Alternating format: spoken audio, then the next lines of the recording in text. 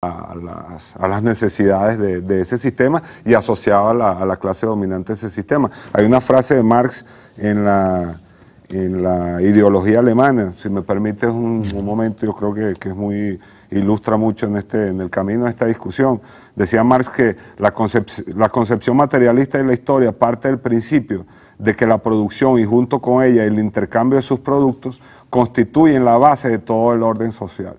Que en toda sociedad que se presenta en la historia la distribución de los productos y con ella la articulación social en clases o estamentos se orienta por lo que se produce y por cómo se produce, así como por el modo como se intercambia lo producido. Más adelante, también en la ideología alemana, dice Marx, también las formaciones nebulosas que se condensan en el cerebro de los hombres son sublimaciones necesarias de su proceso material de vida, proceso empíricamente registrable y sujeto a condiciones materiales. La moral, la religión, la metafísica y cualquier otra ideología en el sentido de Marx era un sentido peyorativo, negativo, de falsa conciencia, y cualquier otra ideología y las formas de conciencia que a ellas corresponden pierden así la apariencia de su propia sustantividad. Lo que nos está diciendo Marx en este caso es que efectivamente existe unas concepciones morales a lo largo de todo el desarrollo de la historia de la humanidad, del pensamiento humano, asociado a la explotación de unas clases. No se puede entender el tema de la moral y el tema de la ética sin entender el problema de la lucha de clases que, por cierto, en estos días el presidente hablaba al respecto en uno de sus programas. ¿Sería posible, cuando uno escucha, por ejemplo, a un banquero, un dueño de un banco, o a un empresario famoso y habla de la responsabilidad social y que cumple con el contrato colectivo de sus trabajadores, aunque esos trabajadores en su mayoría ganen salario mínimo y tengan, prácticamente vivan esclavizados al trabajo?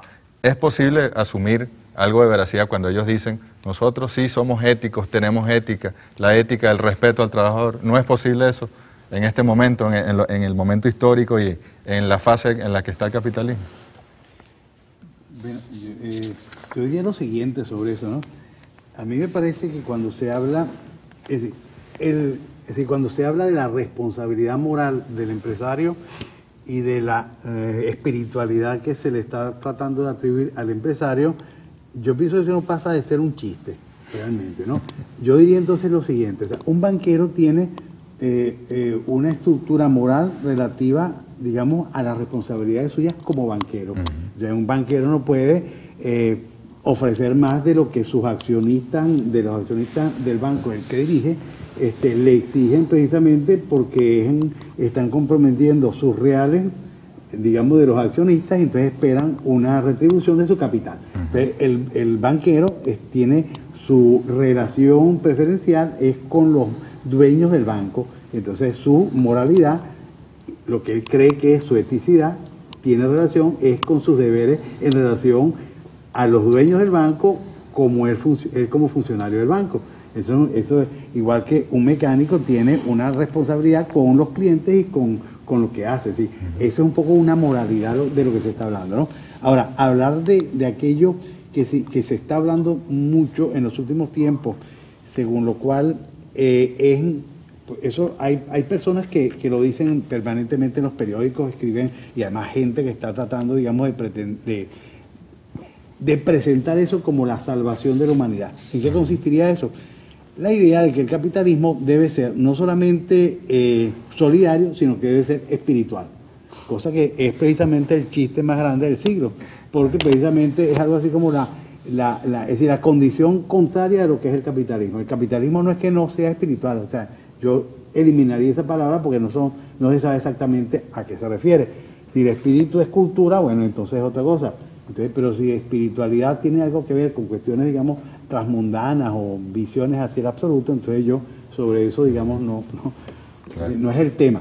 Pero el asunto que consiste en decir que el capitalismo puede transformarse en un sistema religioso, entendiendo un sistema religioso, un sistema que respete, digamos, la interioridad de cada uno de los seres y que se vuelva realmente algo distinto de lo que es, me parece que es una incomprensión absoluta de lo que significa el capitalismo y la religión misma, ¿no? Claro, ahora sin embargo, en los modelos que los medios de comunicación le brindan a la humanidad, uno escucha al presidente de los Estados Unidos, sea cual sea blanco, sea negro, no importa, diciendo que ellos son la democracia perfecta, que ellos son los que saben qué es lo mejor para el mundo, que son los policías del mundo, y en consecuencia, actuando bajo esa filosofía, invaden países, destrozan economías, hasta promueven guerras entre distintos países, alegando la ética de que eso es lo correcto para que la humanidad pueda seguir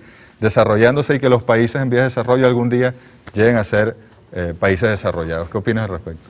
Bueno, fíjate, el problema, tú ponías el caso del banquero, podemos hablar del presidente gringo que manda a invadir Afganistán, digamos, aunque parezcan casos tan distantes, la similitud es que todos, no es un problema personal, no es un problema de personas, es un problema del sistema. Claro.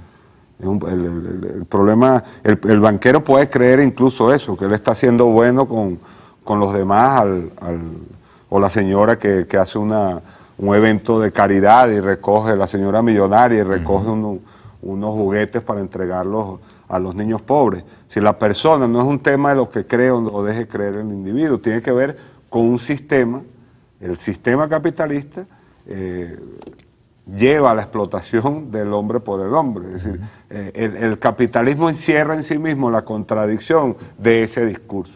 Es decir, el capitalismo representa, por su propia forma de desarrollarse, la necesidad de que unos hombres exploten a otros, de que unos hombres posean todas las riquezas y otros dejen de poseerlas. Es decir, encierra en sí mismo la contradicción frente a una supuesta moral o un principio ético donde se beneficia al colectivo. Así que el tema no es un tema, repito, de individuos, es un problema de un sistema que lleva no solo a la destrucción de un hombre sobre el otro hombre, sino también a la destrucción, y ahora cada vez más estamos más cerca de eso. Marx algo dijo al respecto, pero ni siquiera podría tener una idea muy clara. Hoy en día lo estamos viendo. Lleva a la propia destrucción del planeta. Ahí está el comandante Fidel Castro, que permanentemente en sus reflexiones apunta y elabora en esta dirección de lo que ha representado y está representando el sistema capitalista en cuanto a la destrucción del planeta. Y vemos todo el tema del fenómeno del cambio climático y cómo nos termina afectando.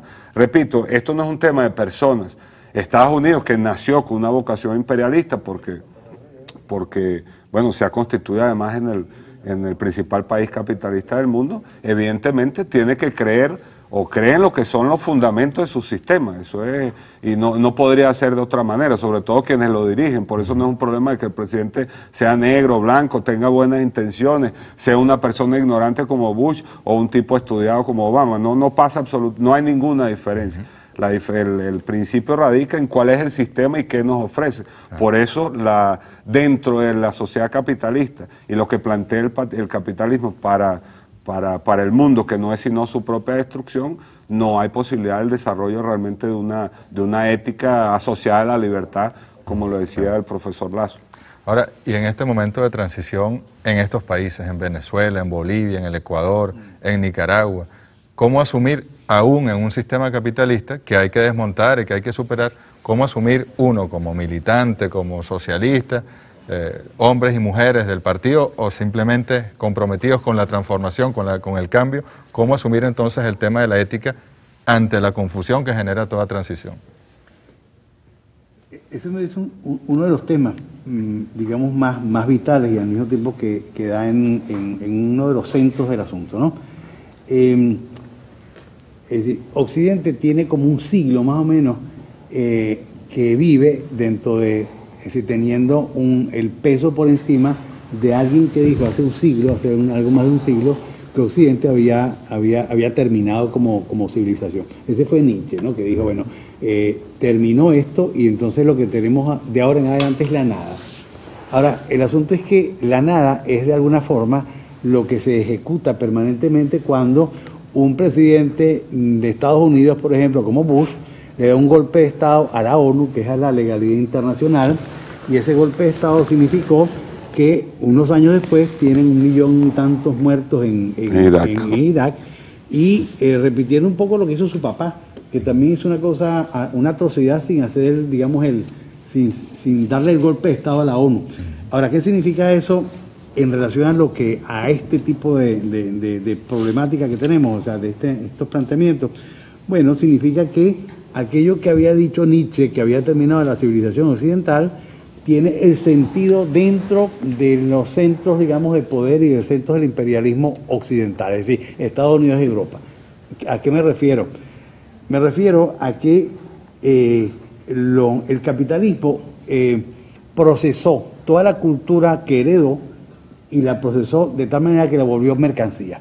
Cuando tú vuelves mercancía, todo aquello en lo que consiste una civilización, llega un momento en que sucede lo que Nietzsche, digamos, intuyó de una manera genial. Es decir, esto se acabó. O sea, se acabó porque